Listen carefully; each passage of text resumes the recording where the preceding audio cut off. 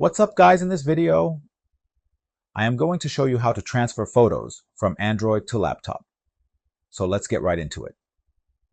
On your laptop, download the Quick Share app. In this example, I'll get it from the Microsoft Store. Once done, open the app.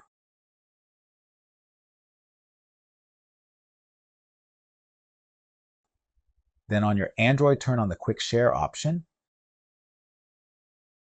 Select your image and press share.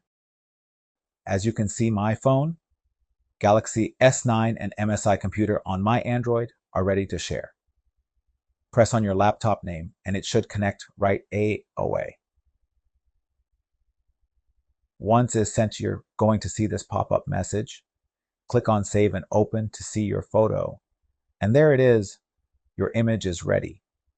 You can also do the same process to transfer videos to your laptop. Now to find your image, go to your File Explorer and press on the Quick Share folder, which it creates automatically when you download the app. Click on it and your images should be in there. And that's it, guys, how to transfer photos from Android to laptop. If this video helped you out, give it a like and subscribe. See you guys on the next one.